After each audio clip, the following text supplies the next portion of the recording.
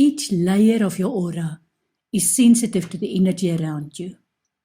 If there's any perforation in your aura, or if your aura is too wide around you, then that allows people to enter your private space and take energy from you. This not only leaves you disturbed and physically tired, but also prone to judgment errors. The solution is that you look after your health at all levels, physically, emotionally, and spiritually. Do you know how you sometimes get so deep in thought that you don't hear anything happening around you? When you are in that state, no harm can come to you. This is the same state that you want to achieve when you become aware of people who don't resonate with you. Stop for a moment and imagine yourself in a cocoon where you can see and hear everything around you, but you can decide who to let into the cocoon to be with you.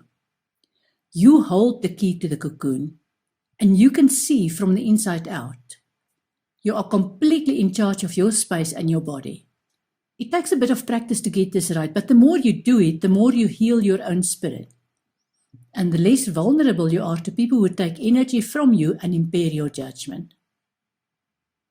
Now that you know how powerful your aura is and how you can use it to protect you from energy that doesn't resonate with you, there's another tool that you can use better to protect you from bad vibes.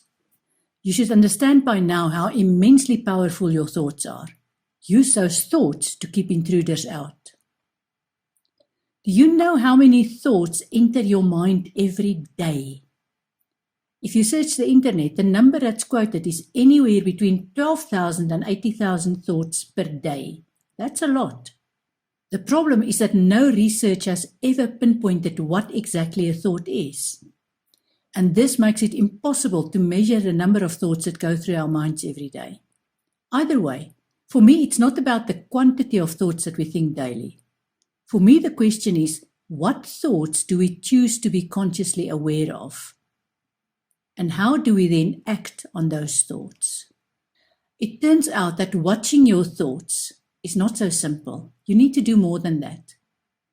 A study that was done at Cornell University in the United States on the nature of our thoughts indicate that 85% of what we worry about never happens.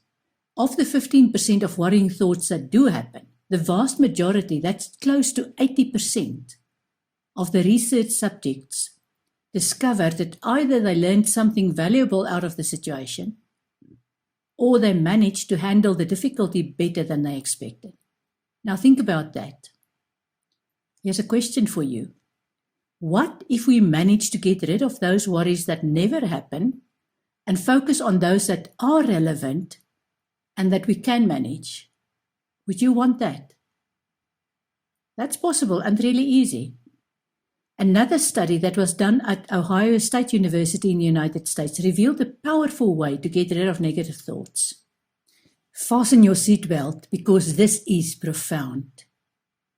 Write each one of those negative thoughts on a piece of paper. Then throw the piece of paper away. That is it.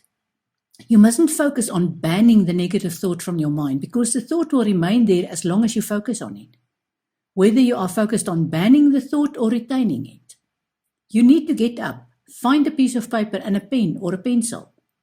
Write the thought on the piece of paper and then burn the piece of paper or throw it into the trash or do whatever you want to destroy the piece of paper with the thought on it.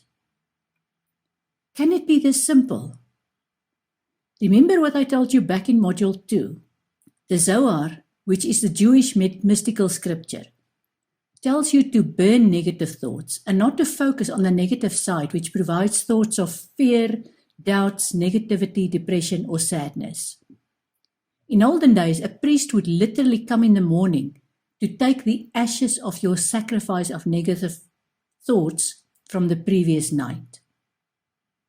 Let me ask you, what is your experience of positive thinking? How about just focusing on positive thinking? Have you tried that? If you did, you probably discovered that the negative thoughts keep slipping in anyway. And you eventually told yourself that you aren't good enough at anything, including positive thinking. I believe this positive thinking fad did a lot more damage than good for precisely that reason. The negative thoughts don't go away purely because you focus on positive thinking. What is far more important is to find the balance. What is the benefit or wisdom you need to gain from a challenging situation? And what is the downside of getting overexcited from a situation? And burning or shredding pieces of paper containing your negative thoughts doesn't mean running away from them. It simply means that once you got rid of the junk that occupies your thoughts, you are left with those thoughts and issues that you need to deal with, because they are part of your life and your path. That allows you to focus on what is relevant and gain your wisdom, rather than to focus on denial and staying in one place like a hamster on a wheel. Another solid and practical way to keep damaging vibrations away from you is to follow the media and social media on your terms, rather than to absorb everything the masses are fed like a sponge. If there's anything that this recent pandemic scare has taught me, it is how immensely gullible and susceptible people are to fear-mongering and to simply swallowing what any person in a perceived position of power want them to believe. My advice would be to accept whatever is prominent in the media in small doses and to ask as many questions as you can and need to, so that you can understand what is happening in your world and what truth resonates with you. If something doesn't resonate with you, then keep asking questions and don't stop until you get to the answers. Now that you know all the things about your aura and your thoughts, look around you. Who do you associate with? Whose vibrations do you share? Whose presence drags you down? Who do you have negative thoughts about? Time to clean out your environment and your circle of friends as far as you can. Sometimes this isn't so easy. For example, when you are taking care of people who are always negative, or when you are in a relationship or a job where you cannot just up and go. However, there will come a time when you will ask yourself which is more important to you, your sanity or your situation. You will only reach that point when you actively work on getting rid of those toxic thoughts.